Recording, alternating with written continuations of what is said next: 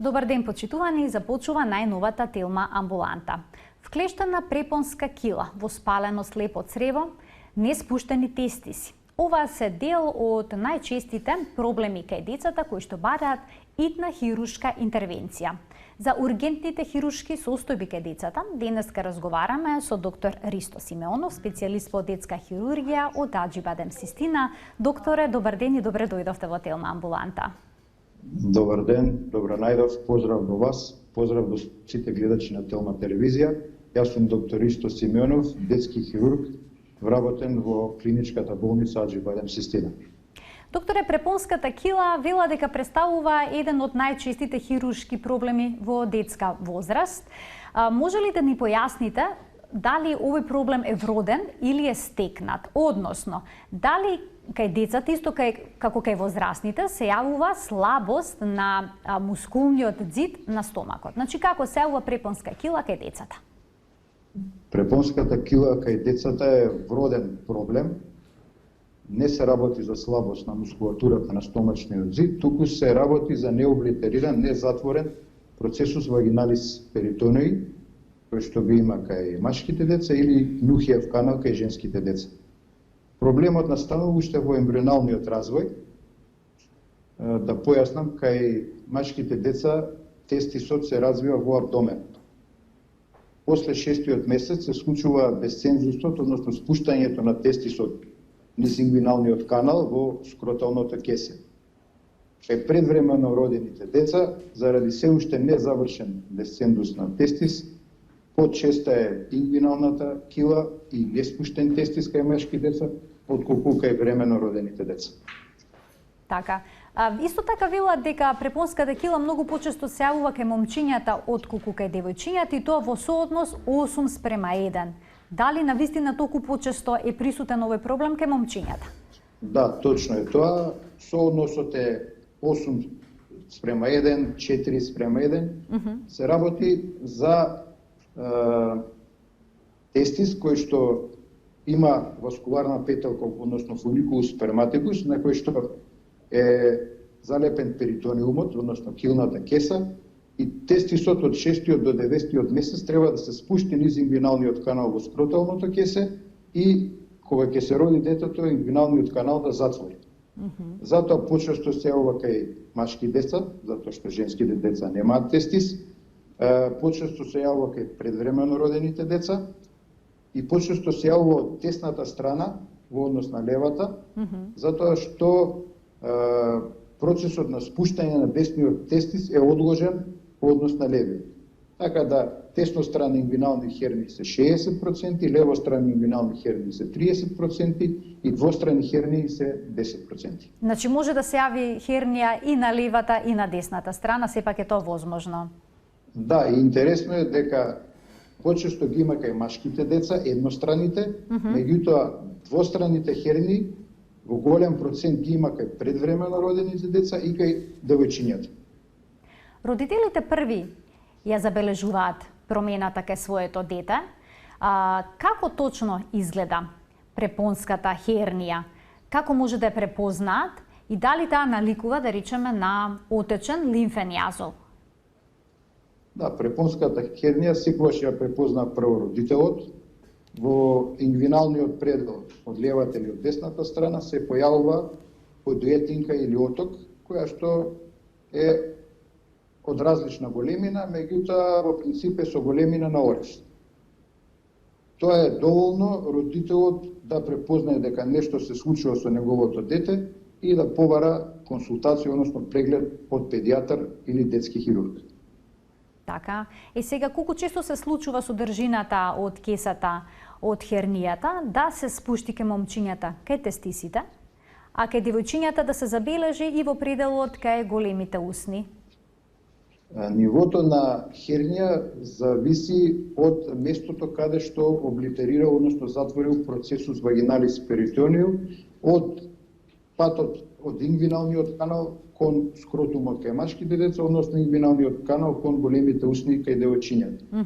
Така да, кај машките деца има така наречена ингвиноскротална хернија, кога килната кеса, односно содржината во килната кеса се спушта во скротумот, во тестисите, а кај девојчињата низ нухиевиот канал се спушта содржината во килната кеса и се приметува подветинка, односно оток во предел на големите усни. Доктора, чувствуваат ли децата болка? Дали... Да. Да, ингвиналната хернија е причина за болка кај децата, кај помалите деца, кај новороденчиња, при плачење, при напнатост, доаѓа до појавување на таа подветинка. И би сакал да напоменам дека плачењето кај бебињата не е причина за појава на ингвинална кила. Ингвиналната кила е вродена, а со плачење само таа се појавува и родителот може да ја примети. Меѓутоа, плачењето како плачење не е причина за појава на ингвинална кила. Така, значи да се опуштат родителите, бидејќи понекога се плашат да ги остават децата да плачат, сметајќи дека на тој начин ќе развијат кила. Исто така тие го забележуваат овој проблем и додека го капат бебето, кога го бањаат, или пак кога тоа уринира. Зошто во овие случаи исто така се потенцира си спапчува килата? Да, во случај на бањање, уринирање, какање, напнатост, плачење, доаѓа до појава на таа подветинка, односно во килната кеса влегува внатрешен орган, тоа најчесто е црево, кај женски деца може да влезе јајник, така да тоа е причината зашто се појавува подветинка при напнатост на организмот кај децата. А дали клиничката слика се разликува кај бебињата, кај новороденчињата и кај поголемите деца? Нема голема разлика во клиничката слика. Кај бебињата килата е доминантна и при лежење. Додека кај повозрасните деца подобро е да се прави преглед во исправена положба, односно при стоење. Проблемот е што кај децата до 1 година можност од вклештување на килата е многу поголем отколку кај повозрасните деца. А зошто тоа се случува? Родителите треба да внимаваат при секоја појава на таа подветинка. Ако детето е вознемирено, плачливо, има дистензија, односно надуеност на стомакот, подоцна, повраќа, да ја пипна таа подветинка, таа топчеста формација, со прсти. Ако таа формација е болна на палпација, тврда, не е подвижна, тогаш се работи за инкарцерација и треба веднаш да се јават кај детски хирург. Докторе, многу често родителите, кога ќе го видат тој испапчување, понекогаш и на папокот, нели има и вродена кила, се обидуваат со притисок да ја вратат содржината во стомакот. Дали е тоа практика што треба да се применува? Дали е тоа безбедно? Инкарцерација или вклештување кај папочна кила, прво да појаснам, папочна кила е дефект во предел на предниот абдоминален цит, односно во предел на папокот. Инкарцерацијата на вклештување кај папочните кили е многу ретка, затоа што тој дефект е доволно голем да цревото излегува надвор од дефектот, меѓутоа се враќа назад спонтано. Само 1% од папочните кили може да вклештат. Нема контраиндикација за ставање на фластери кои што би ја потиснале содржината кон абдоменот, меѓутоа прогнозата е иста. Дали ќе се стави фластер или не, прогнозата е иста. Мој совет како детски хирург е да не се става никаков бандаж на папочната кила. Некогаш родителите стават и паричка, докторе. Со паричка ја притискаат. Ставаат се и се што, меѓутоа нема потреба. Ништо не треба. Со тоа не се лекува папочната. Значи таа спонтано се повлекува. 90% од папочните кили затвараат затоа што како расте детето, паралелно со тоа расте и се развива стомачната мускулатура и до крајот на 5-та година стомачната мускулатура во 90% ќе го покрие дефектот на папокот и килата ќе затвори. Ако после 5-та година се уште има папочна кила, тогаш се оди кон хируршка интервенција. А дали има шанси и препонската кила, како и килата на папокот, самостојно да се повлече, само од себе да исчезне? Не, за разлика од папочната кила, ингвиналната или препонска кила се лекува хируршки и тоа после 3-тиот месец од животот, ако претходно не вклешти и не се постави апсолутна индикација за операција. Ако има кај детето инкарцерација, вклештување, треба да се направи дезинкарцерација, односно таксис, со прстите внимателно да се врати содржината во килната кеса назад во стомакот. Ако инкарцерацијата е подолга од 12 часа, тогаш подобро е да се оди на хируршка интервенција за да се види виталноста на органот, најчесто цревото или јајникот кај женски деца кој што е заробен во таа килна кеса. Ако е цревото витално, не се прави ресекција, ако цревото е во гангрена, што е можно, заради исхемија на крвотокот, се прави ресекција на цревото и херниопластика. Така да им дадеме... Затоа при вклештена кила родителите треба навреме да реагираат и да побараат помош од доктор. Така, значи состојбата не смее да трае подолго од 12 часа, како што веќе споменавте, бидејќи неповратно... Што пократко подобро. Што пократко тоа подобро. Да им дадеме можност на гледачите да се вклучат во програма. 3076-677 е телефонскиот број на телевизија Телма. Зборуваме за најчестите хируршки состојби кај децата, ургентни хируршки состојби. Во моментов темата на нашиот разговор е препонска кила. Ќе проговориме исто така за неспуштените тестиси и за воспаленото слепо црево со доктор Ристо Симеонов, специјалист по детска хирургија од Аџибадем. Систина, ги очекуваме вашите прашања. Докторе, споменавте вклештување, вклештена кила. Што точно тоа представува вклештување и зошто се јавува? Тоа, значи, низ внатрешниот ингвинален отвор или прстен, влегол орган, најчесто црево, низ ингвиналниот канал и се спуштил до скротум кај машки деца или голем брусни кај женски деца. Тој орган е под притисок на прстенот што го има килната кеса и има компрометирана васкуларизација, односно циркулација на крв. Доаѓа до едем, отекување на органот и неможност тој спонтано да се врати назад во абдоминалната празнина. Тој едем понатаму предизвикува гангрена на цревото, која што, ако не се реагира на време, може да премине во некроза, дури и перфорација.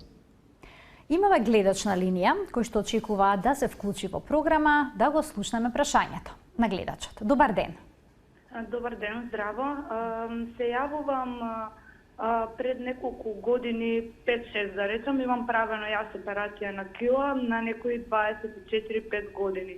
Ми се појави, сега сум околу 30 и се уште на десната препона осеќам како некоја нелагодност. Од време на време имам и отекување. Не секој ден, али на месец дена осеќам како нелагодност ете, така да кажам. Така. Добро, да видиме сега дали докторот би можел да даде некоја консултација во однос на вашиот случај со оглед на тоа дека се работи за детски хирург. Повелете, докторе.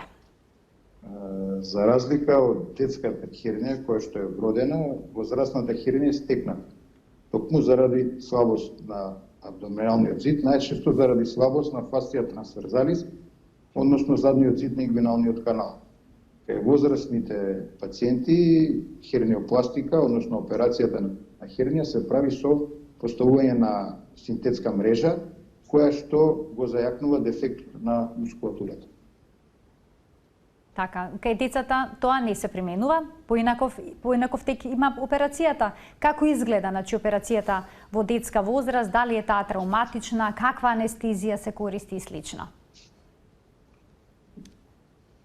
При операција на кила кај децата се користи општа анестезија.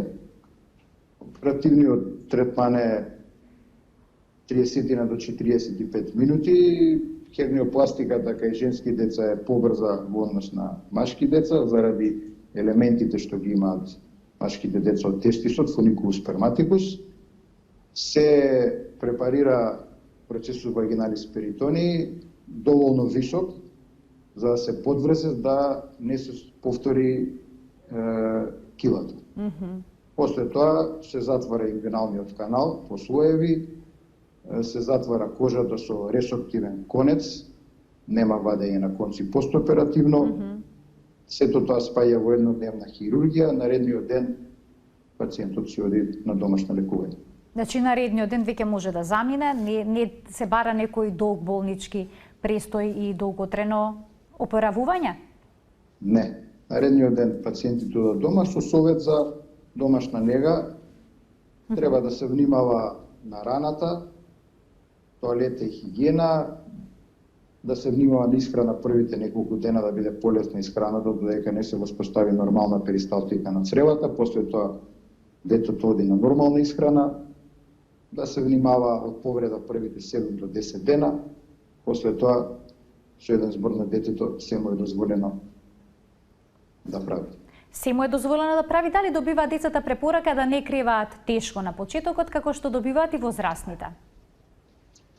Не, децата такви препораки како возрастните не добиваат, меѓутоа, ако се работи за операција кај неспуштен тестис, тогаш препораките од типот на возење велосипед, игра каде што може да дојде до повреда на тестисот, се да има пауза од 2 до 3 месеци. Така, колкав е процентот на успешност кај операциите на препонска хернија и ве споменавте доколку не се пресече доволно високо, хернијата сепак може да има рецидив, односно да се врати?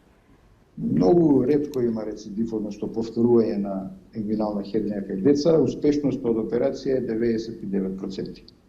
Тоа е навистина одличен процент, а доколку килата била подолго време вклештена, што тогаш треба да се направи? Ако килата е подолго време вклештена, подолго од 12 часа, како што напоменав, треба да се оди на операција без претходно да се прави дезинкарцерација, односно манипулација со раката, односно со прстите за враќање на содржината од килната кеса назад во абдоменот. Треба да се отвори килната кеса, да се види вклештениот орган каква му е виталноста.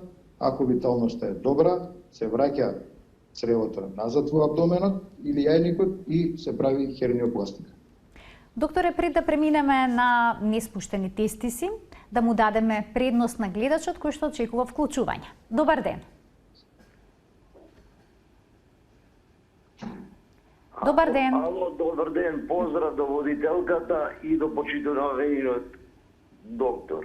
Ви благодарам. Јас сум докторе 66 годишен возраст. Така. Пред 2 години имам брух. Ова кила.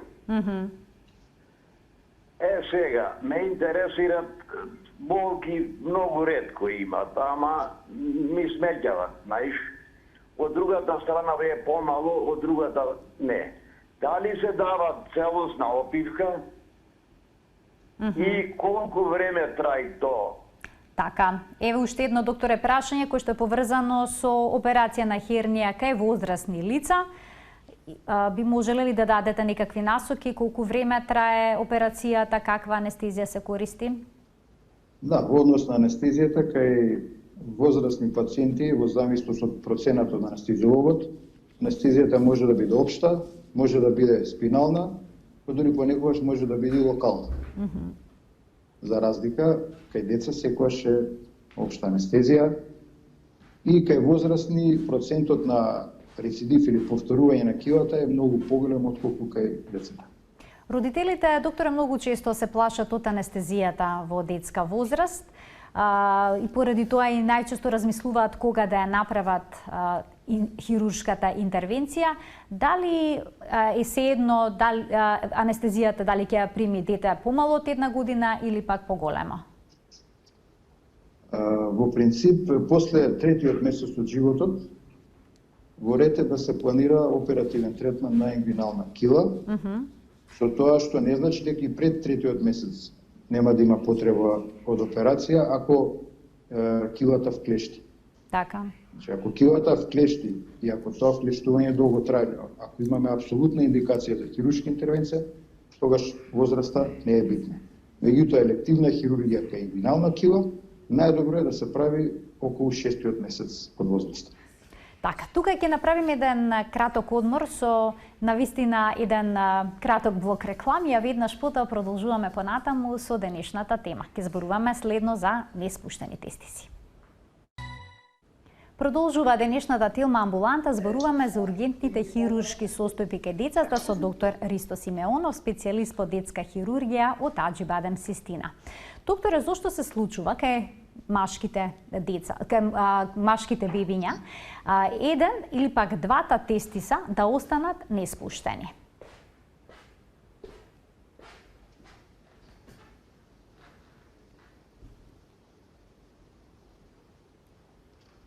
Мислам... Неспуштен тестис кај машките деца е Да, ве слушам. Да, ве слушаме. Неспуштениот тестис на што се должи? Слушате? Да, ве слушаме.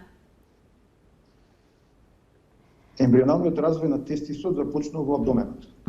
После тоа следи десцензус, односно спуштање на тестисот преку инвиналниот канал во скротумот.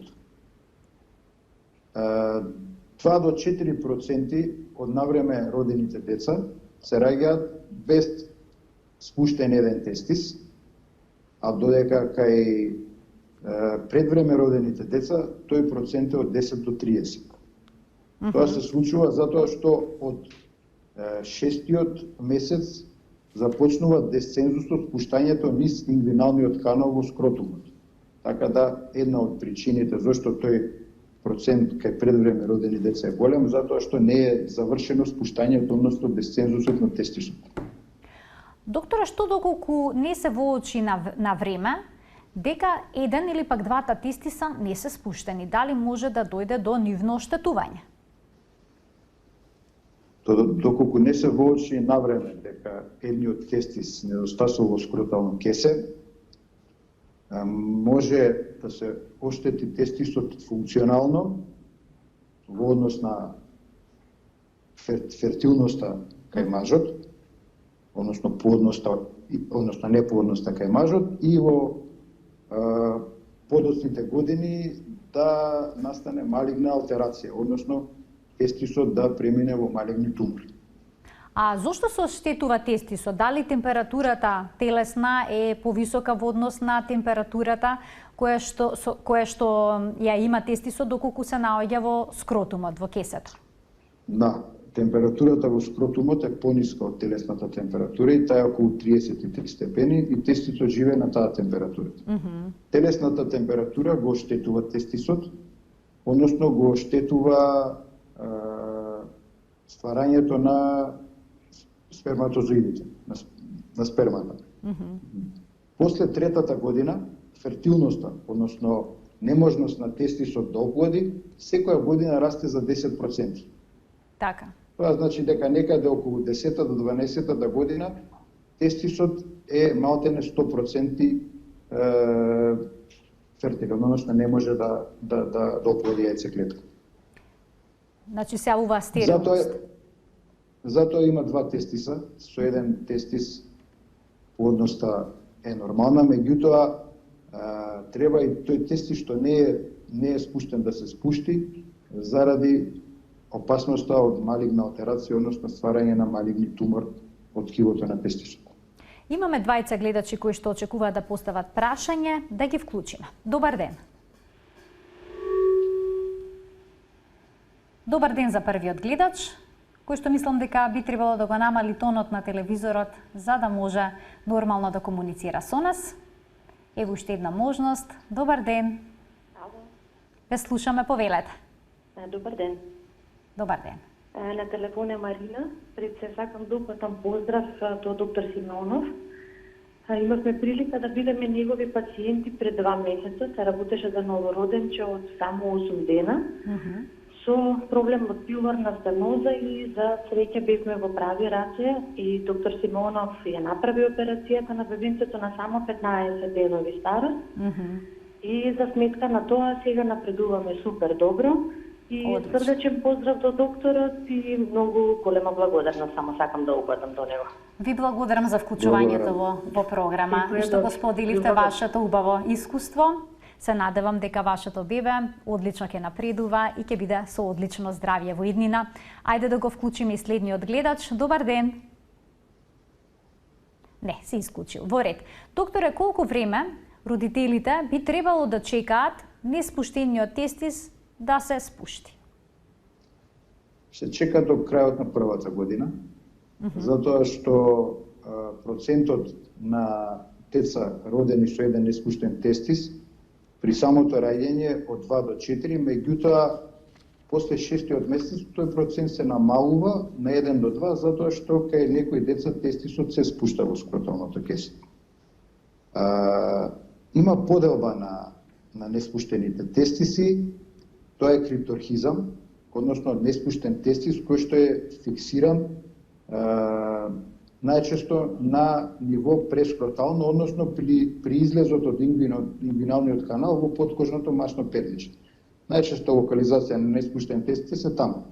Може да биде и во самиот ингвинален канал, може да биде и пред влезот во ингвиналниот канал и многу ретко може да биде неспуштениот тестис во абдоменот. За разлика од крипторхизмот, има ретрактилни тестиси кои што исто така се предмет на операција. Тоа значи дека со манипулација докторот може да го повлече тестисот доле во скроталното кесе, меѓутоа кога ќе се пушти он веднаш ќе побегне нагоре. И трет ентитет е мобилни тестиси, кои што не се предмет на хируршка интервенција. Тоа се шетачки тестиси кои што шетаат во скротумот горе-доле заради јакиот рефлекс на кремастеричниот мускул.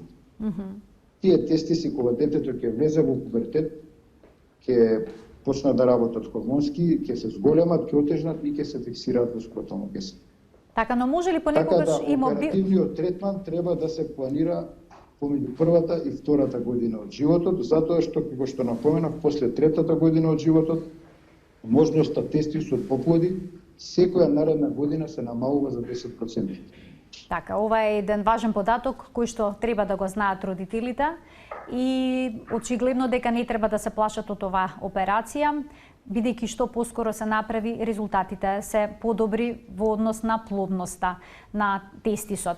Сега, докторе, да ве прашам и во однос на хормонската терапија за лекување. Во кој случај се препорачува да се проба со хормонска терапија за да се спушти тестисот, а кога е неопходна хируршка интервенција? Нема контраиндикација за примена на хормонска терапија во лекување на неспуштен тестис. Таа дава одредени резултати кога не се спуштени двата тестиса. Меѓутоа, нема значајни резултати кога не е спуштен едниот тестис.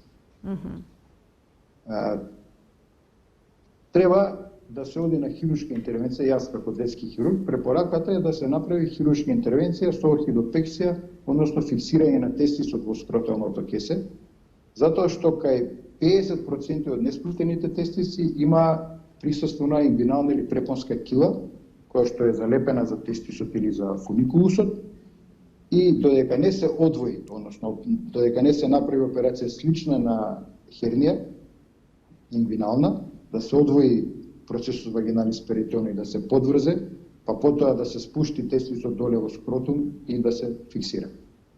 А се случува ли кај деца кои што имаат мобилни тестиси по известно време да се диагностицира неспуштен тестис? Кај мобилни тестиси ретко е во подоцнешниот раст да се диагностицира неспуштен тестис, меѓутоа опасноста од торзија на тестис, односно увртување на тестисот околу фуникулус сперматикус е многу поголема. Тоа може да настане заради травма, повреда на тестисот при игра и доста често се случува и во сон. При вртење на детето во сон може да дојде до увртување на васкуларната петелка од 90 до 720 степени. Тоа е една од најургентните хируршки состојби кај тестисите. Треба во првите 6 часа да се направи хируршка интервенција за да се сочува виталноста на тестисот. После тие 6 часа тестисот може да, ради исхемијата што има, ради недоволната прокрвеност на ткивото, да дојде до гангрена и да треба да се отстрани тестисот од организмот, да се направи орхидектомија, отстранување на тестисот заради таа гангрена. Тоа значи кај деца со уреден наод на тестисите сепак може да се јави проблем? Може. Затоа мобилни тестиси бараат контрола од детски хирург секој 6 месеци. Така. Ајде нешто повеќе околу операцијата, каква анестезија се користи, колку време трае опоравувањето и слично. Анестезијата е општа операцијата е слична како кај хернија, како што напоменав, тој процесус вагиналис перитони треба да се одвои од тестисот, да се мобилизираат крвните садови, односно васкуларната петелка на тестисот, за да има доволна должина, да се направи канал до скроталното кесе, да се спушти тестисот низ тој канал во најниската точка на скротумот и да се фиксира. Исто се шие со ресорптивни конци, кои што потоа не се вадат. Опарувањето во болница е 1 до 2 дена постооперативно. Домашното лекување е наредни 7 до 10 дена. И битно е да се внимава наредни 2 до 3 месеци тестисот да не се повреди трауматски, затоа подобре децата да не возат точак, да не играат игра во која што може да се повредат. Тоа е накратко совет за постооперативен третман на неспуштен тестис. Може ли по операцијата повторно да се јави истиот проблем, да се повлече нагоре тестисот? Ретко, меѓутоа може да се повлече погоре од местото каде што е фиксирано, меѓутоа за операција на неспуштен тестис најбитно е тестисот да биде во скротално кесе. Може да биде малку повисоко од другиот тестис, меѓутоа сепак да биде во скроталното кесе. Така. Децата, докторе, многу често се жалат на болка во стомакот. Родителите не се сигурни кога се работи за вирусна инфекција, кога се работи за болка поради страф од училиште и слично, значи бидејќи понекогаш болката во стомакот и нема некој органско објаснување во детска возраст, а кога се работи за некој сложен проблем како што е воспаление на слепото црево. Каков совет им давате на родителите, во кој случај треба сериозно да го сватат овој проблем или пак секогаш треба се пристапи сериозно кога детето ќе каже дека го боли стомакот? Специфична е возраста кај деца до 3 години, затоа што во таа старосна група, категорија, акутното воспаление на слепото црево е 2%. Предшколската возраст спаја на 20% и школската возраст е 80% од акутно воспаление на слепото црево. Меѓутоа, диагнозата кај децата до 3 години е оттежната, затоа што нема соработка од страна на детето. Процесот напредува многу брзо кај помали деца. Во принцип, кога веќе ќе знаеме дека се работи за акутно воспаление на слепото црево, тоа е перфорирано или прснато, развива перитонит, тие деца се со висока температура, дистендиран абдомен, повраќање, така да треба многу да се внимава при секоја болка во абдоменот.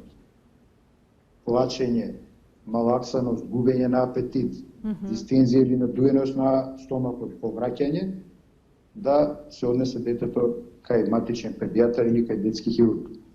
Повозрастните деца веќе можат да ја го локализираат болката етапно. Таа започнува прво околу папокот, губење на апетит, малаксаност, покачена температура, гадење, нагони за повраќање, за да после неколку часа болката се локализира во десниот дел од абдоменот.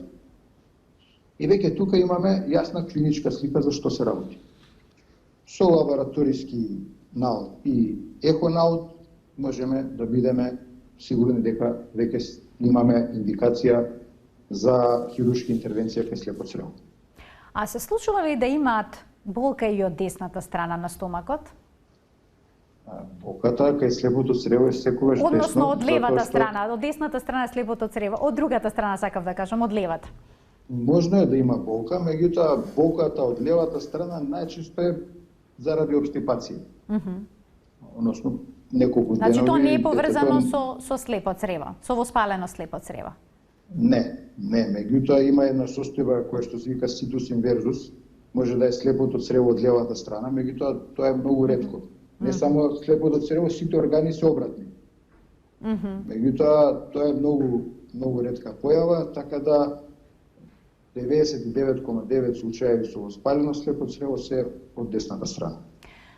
Децата може да имаат и некој стомачен вирус, кој што може да има клиничка слика слична на акутно воспаление на слепото црево, меѓутоа кај стомачен вирус доминантна е нагла јака болка, која што знае да престане, па да се појави повторно, тоа е заради грчевите што ги имаат децата во стомакот и секогаш стомачен вирус оди со пролив и повраќање. Има висока фебрилност, меѓутоа детски хирург, па дури и педијатар, може да разграничи акутно воспаление на слепото црево од вирусна инфекција на цревото. А зошто доаѓа до тоа акутно воспаление на слепото црево? Што се случува со апендиксот? Најчесто настанува заради обструкција на луменот, како што и самиот назив говори, се работи за слеп крај на еден дел од дебелото црево. Обструкција на луменот од копролит, фекалом, па дури и од семка од сончоглед, може да доведе до едем, развој на бактерии и воспалителен процес кој што започна од внатрешниот дел на слепото црево кон надворешниот. Слепото црево текува и ако не се препознае навреме и не се направи хируршка интервенција, апендектомија, може да дојде до перфорација, прскање на слепото црево, што е многу сериозна состојба, која што доведува до акутен перитонит и сепса кај перитонит, сепса кај децата. А доколку оваа состојба се дијагностицира во рана фаза, дали би можело да се примени лекување со антибиотик или болките да се смират доколку се стави некоја ладна облага од десната страна на стомакот за да се смири воспалението? Да, воспалението на слепо црево може да се смири со антибиотик или со ладна облага локално, меѓутоа со тоа не е решен проблемот. Со антибиотик ќе се смири воспалителниот процес, меѓутоа ќе застане на местото каде што стигна, односно нема да се врати во првобитната положба. Така да следната епизода на воспаление на слепото црево, клиничката слика ќе биде многу пократка од таа што била претходно. Кога се прави операција, докторе, каков рез се изведува, дали хоризонтален, вертикален? Дали е сложена операцијата? Стандард за апендектомија во клиничка болница Аџибадем Систина е лапароскопска апендектомија. Се изведува со 3 троакари, се прават мали инцизии на кожата на 3 места со големина од половина сантиметар, се стават 3 троакари во перитоналната шуплина, се инсуфлира воздух, низ едниот троакар се става камера, другите 2 троакари се работат.